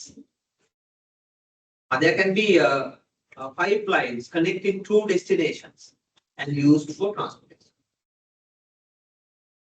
Like from harbor to crude oil refinery through a pipeline.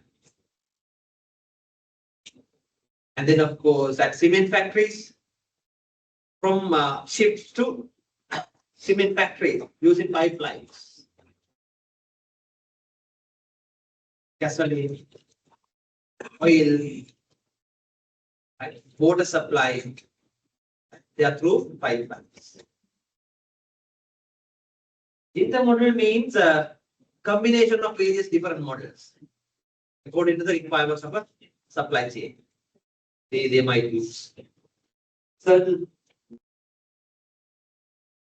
trucks from the factory to the harbor, and from harbor to another harbor, water carriers, marine transportation, and from that harbor to the distribution center, could be another truck or maybe rail carriers if available. So whatever.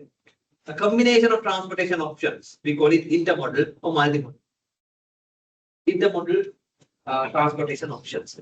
So businesses to smoothly manage their transportation requirements should select appropriate transportation options. The costs are different. The flexibility can be different. Availability can be. So one part of logistics systems.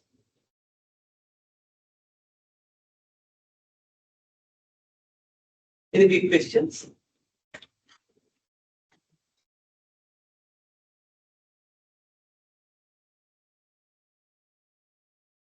Second main part of it is warehousing and distribution. And for that, there are different options. One is use of the factory-owned warehouses, private warehouses. Some companies, they have their own warehouses. Maybe for raw materials, maybe for goods, they have their own warehouses. In addition to that, companies can use public warehouses as well. Readily available, maybe government owned, maybe private companies, they offer warehousing facilities. So like depending on the requirements, they can use. Store products until they are used. Coming to different options available for managing logistics. We call them what are the different logistic infrastructure arrangements?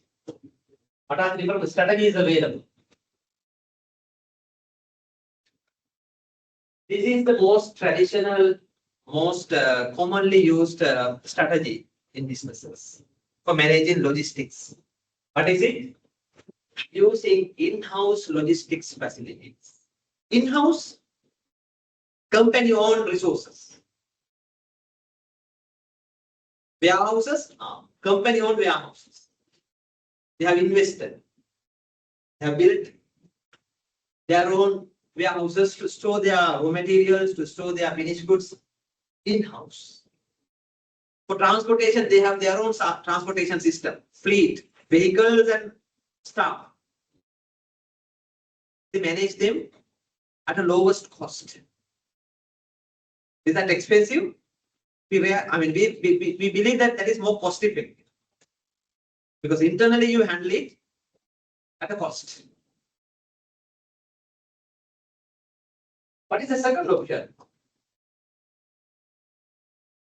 Getting the logistics services at a fee from external logistics service providers. So transportation, you hire vehicles. As and when required, you hire and fulfill your transportation requirements. So as warehouses, You rent out warehouses spaces at a fee. That is the second option for managing logistics requirements. That could be a little expensive.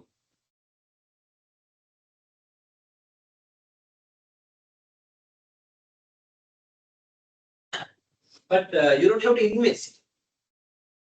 You don't have to allocate your capital resources.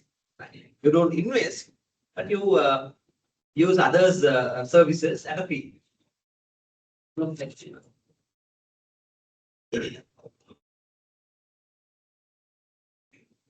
However, among other arrangements or strategies available, this has become the most common, most popular strategy now for logistics. What is that?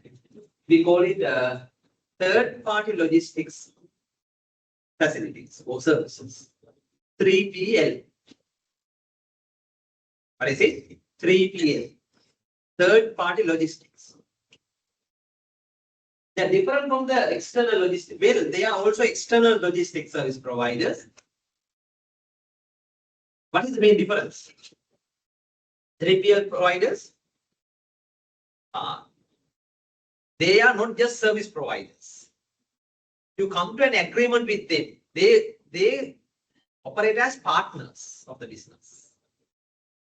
Come to an agreement with external service providers, professional logistics service providers, whom we call 3PL partners, right? And then on the long-term basis, you are working together. Every time you depend on their resources, their warehouses, their transportation solutions, whatever. On long-term basis, under the agreement.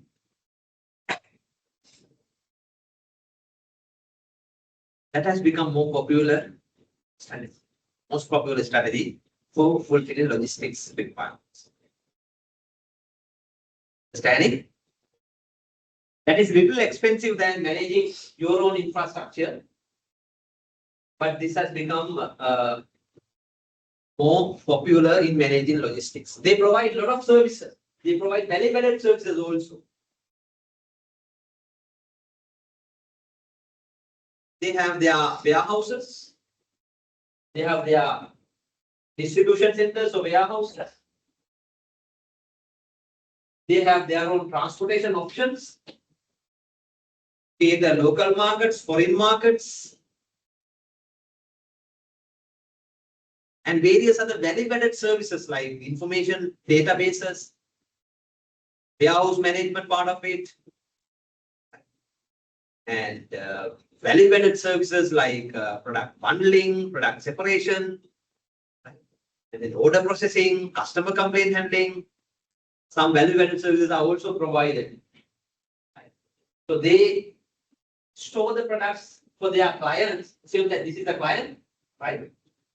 The factory, client's factory. So they store the products they import from other parts of the world, or they get from the suppliers' factories. They store it here until they are required.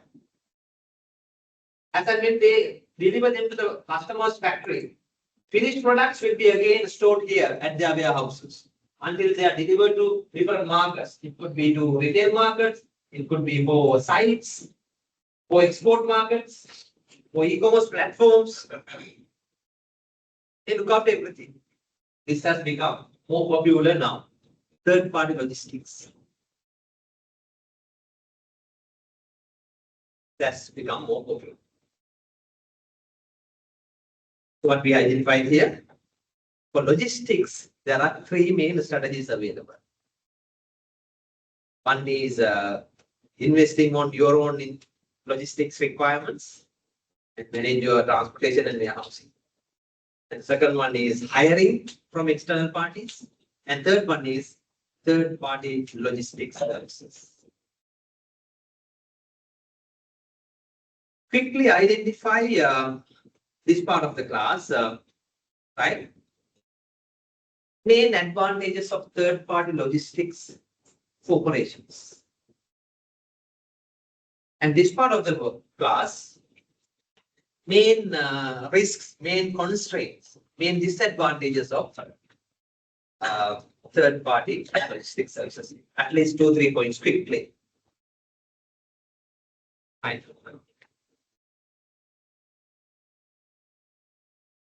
Main advantages of third-party logistics providers from operations point of view. Why organizations should go for it? Here, some disadvantages of retail service providers.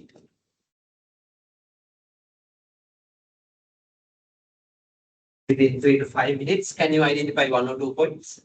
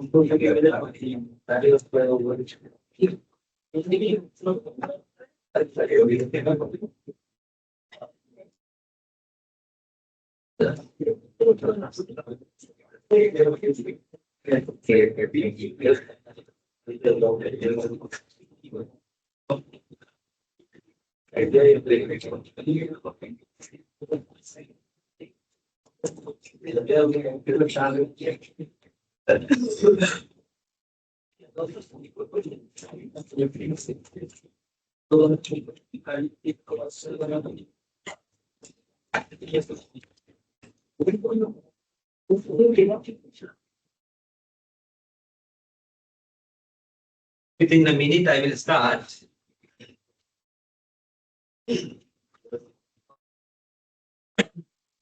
I'll start from this side. What are the disadvantages of? No, I will start from this side. What are the advantages of third-party logistics? option.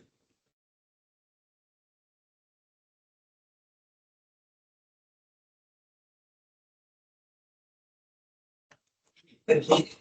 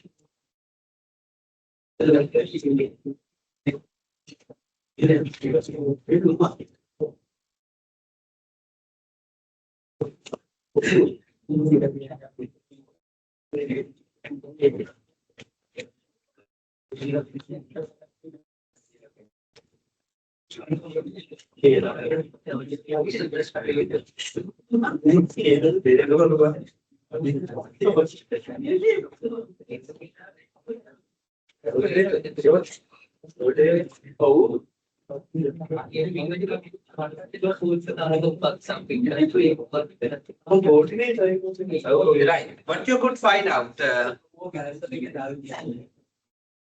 most of the leading industries, when managing their logistics requirements, to smoothly manage their supply chains and thereby improve their operations, they have now moved to third-party logistics options due to some reasons, due to some advantages.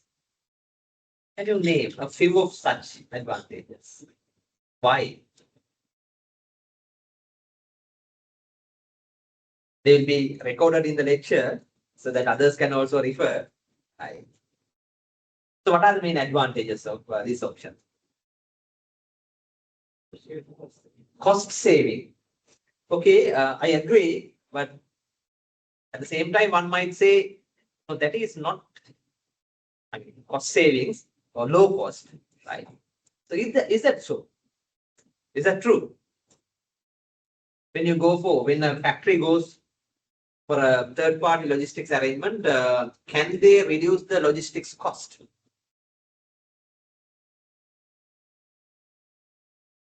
What do you think?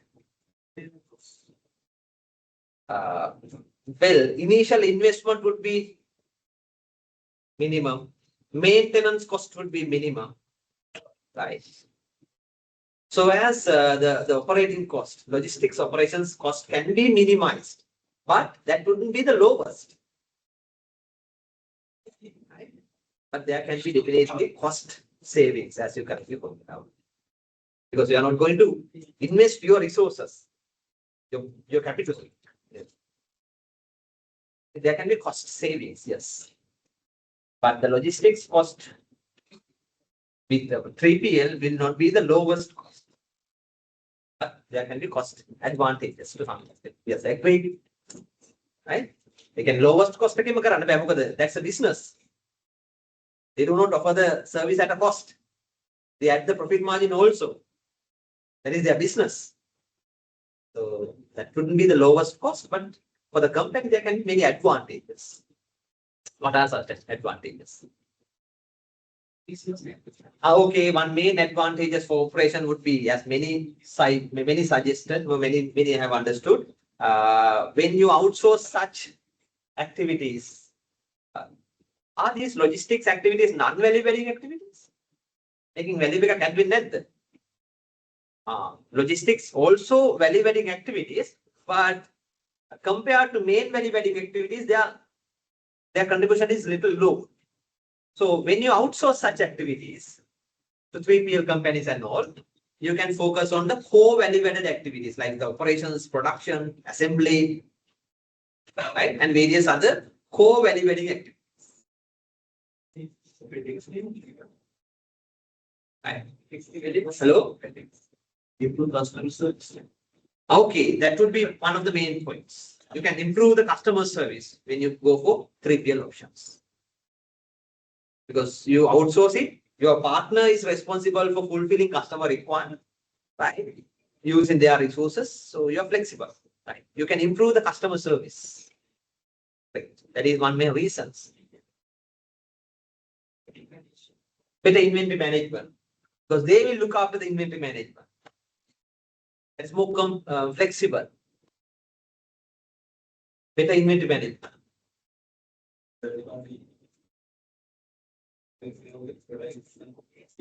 Great. That is another main reason. That is their business, that is their industry. So they have their expertise. They have their latest technology. They have invested on the latest resources and all. So they have the expertise.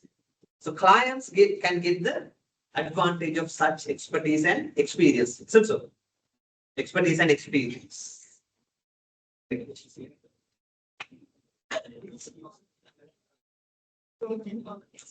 Okay, that is another main point.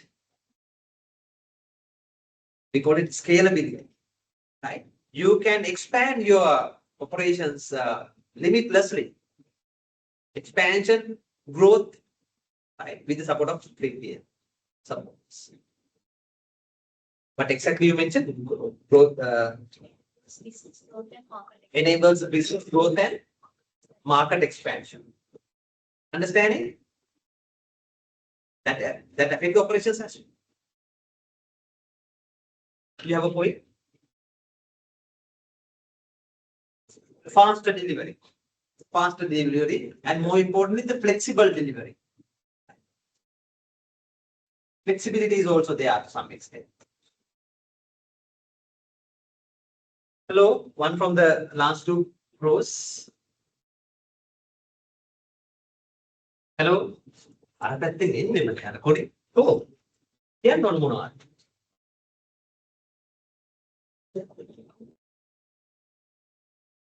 Risk reduction. Risk reduction, yes. Risk can be, because you outsource that activity. So most of the risk associated with logistics can be outsourced. Risk reduction, risk management approach, especially in relation to logistics, product safety, information safety, and all is there to some extent.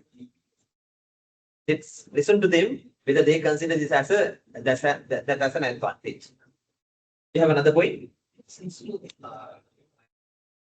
Access to wider distribution, market expansion, right? Wider distribution options, the technologies and all. Yes. Right. I hope you have covered many aspects. You have covered many aspects. That is why most of the leading industries, leading businesses have now gone for third-party logistics services. However, there can be certain constraints. Why some of the, especially medium-scale businesses, some other businesses do not prefer this 3PL option yet. There can be certain disadvantages as they perceive, as they understand. What are those disadvantages, and what are the, on the other side, what are the reasons for depending on your own logistics, in-house logistics, and then using external, we call them 2PL, external logistic services at a rate, at a fee, because of some disadvantages of 3PL. What are the main disadvantages you have identified? Let's start from you, please. Loss of control. Control of what? Transportation, warehousing, and operations. We tend to lose the control over such operations to some extent.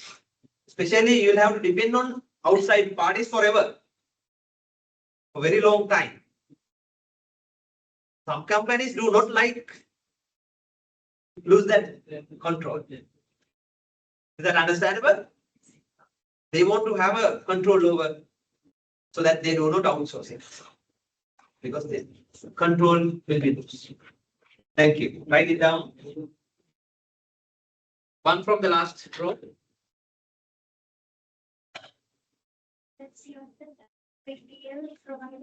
Little louder, please. Yeah. Up again. Higher dependency on 3PL providers, like the dependency, like the loss of control, higher dependency that they don't like. They don't want to depend heavily on outside parties because they lose the control. Dependency. One from the other two. Operations failures. Such activities are controlled by outside parties. Though they are experts, sometimes there can be some failures that you cannot recover sometimes, that you cannot manage. Time to time, such activities might happen, such outcomes can happen. Some failures that you can't control. Especially customer service, they mentioned customer service would be improved. But sometimes they're unable to meet the customer's requirements. Because for them, we are just a client. They have many other clients to service. There can be some complaints from our clients and all, our customers and all. One from these three. Limited flexibility. Okay, limited flexibility. They are not ready to customize everything. Right?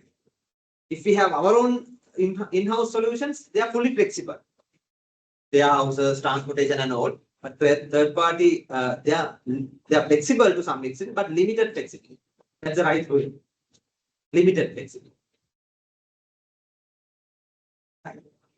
One from you, please. Service quality problems can occur. Service quality problems can occur, right? Because they are outside parties, though they are experts, they may not understand our business really well, our clients really well, and their requirements, so that there's a chance for quality problems.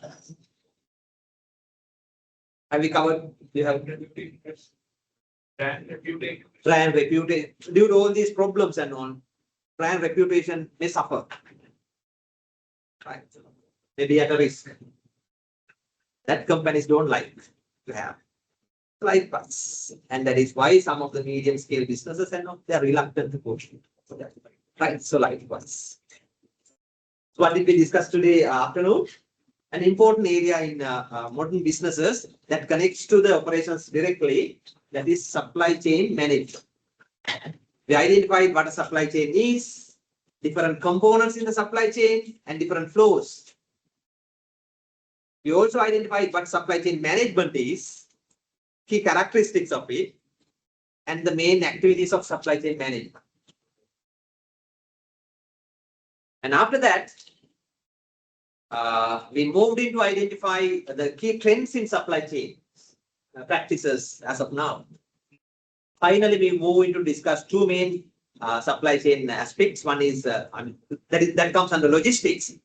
One is transportation and one is warehousing. Finally, we identify different strategies used by companies for logistics requirements, in-house, external, and 3PA. Hope you will be able to answer some simple questions coming from this one. Right. Thank you very much for active participation. And hope to meet you next week. Next week? No lectures next week. Okay. Take good care of yourself. Thank you.